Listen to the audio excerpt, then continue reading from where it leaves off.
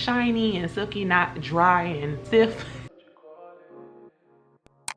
Hey family, it's your girl Kiri and I'm back with another video. If you are new here, welcome to our family. By the title, you see what this video is about. But before we get there, please be sure to like, comment, subscribe, and definitely turn on those post notifications. Let's go. All right, so as you can see, today's video is going to be about testing hair extensions, how to test hair extensions. I'm not going to give you a video demonstration of that just yet. That's going to be part 2. This is just telling you how to test your hair extensions. So grab your handy dandy notebook, girl, or pull up the notes app on your phone and let's hop right in. So a disclaimer, I do have a new baby, so if you hear him in the background, you just gonna hear him in the background because mom is mommy and I'm working, so that's what we gotta do. So the first way you can test your hair extensions is by washing them. If you're washing them to test them, you need to make sure you use a good enough shampoo. Sometimes look at the shampoo that is recommended. I know for my hair extensions I recommend the Dove and Tresemme brands, but use whatever you have. Just make sure it's a high quality shampoo. If you're purchasing high quality products, you want to test it out and make sure that it is for sure raw hair. And by doing so, your water shouldn't change a color, because if it does, that means that the hair has been processed and they have some type of dye or coating on the top of it, and that would mean that it is not 100% raw. So make sure you check and make sure your water just remain clean. And you know, just like I said, just use a high quality shampoo and conditioner just for the wash test. The next way you can test your bundles is the burn test. So as you know, for example, I'm glad I have this example because my hair is braided. If I were to burn the end of this, it would turn into that you know, that burn. It has that burn type of texture at the bottom, and it seals. So real hair turns into ash. Synthetic hair burns at the ends and turn into that hard texture. So if your hair is doing that, it is not human hair, it is not raw hair, and you need to talk to your vendor about that. Remember, if it burns at the end and it seals into that little sticky black stuff, that is not human hair, that is synthetic hair. And we all know that because we have worn braids growing up when we were children, and we got our ends burnt. That your hair should not look like that. Real hair turns into ash. So that's that's another way for you to know. So you have the wash test, you have the burn test. Also, you can color test your hair to make sure it can lift to a 613. I've never dyed extensions before. However, I will be practicing on the sample bundles that I have. But if your hair should be able to lift to a 613 if it is raw hair. And again, some hair won't lift. It just depends, and it depends on the quality of the hair. So if it's good quality hair, it should definitely lift to 613. If it's not, then you know why.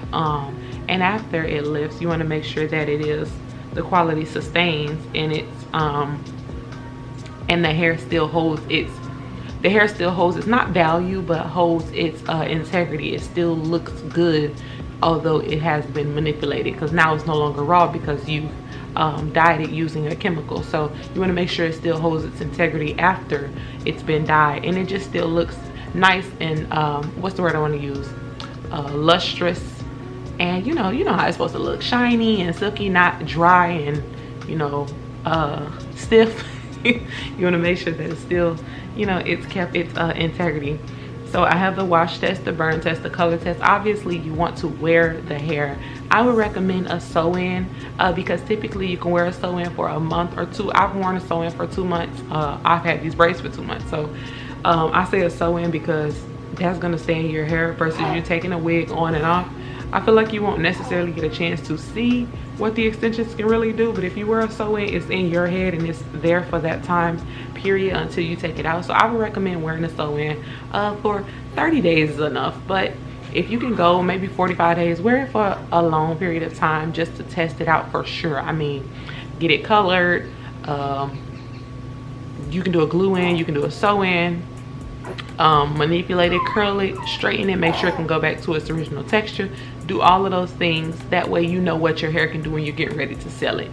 That's another form of you testing your extensions. And even like I've told you guys before, even if you have you know, a little case study group and you have someone doing that for you, such as, let's say if I wanted to use my sister, I could tell my sister, hey, I could send her some bundles to say, hey, send this to your stylist, have her dye it, record it for me to make sure it can lift, and record yourself installing it, and over the course of 30 days record some content for me each week of what the hair does. That is you also testing extensions as well, because although it's not in your head, you're number one, you're getting a real review from someone, two, actually, from the person wearing it and the stylist. Number three, someone else is wearing it other than you, so you won't be biased because you're not the one wearing it at the time.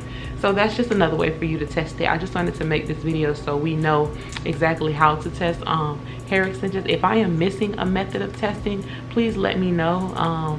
I know for sure you washing it, you dyeing it, you burning it at the ends. I know those are the three main ways to test, obviously, and you wearing it. So if I am missing something, comment down below and let me know. Let me know another way you have another way you've tried to test your bundles. Yeah, I think that's the word I want to use.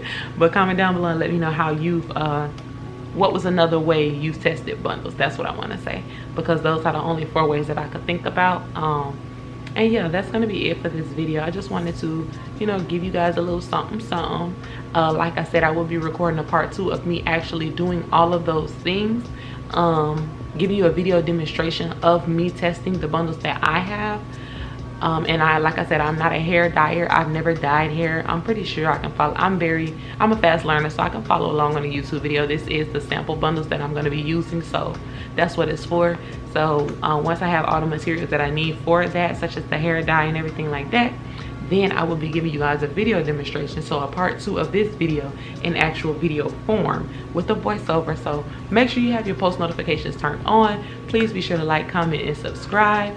We have hit 1,000 subscribers, so thank you, thank you, thank you. I love you guys. Shout out to God and you, because it wouldn't be possible without the 2 of you guys. And that's gonna be it for this video. So until next time, family, I'm out.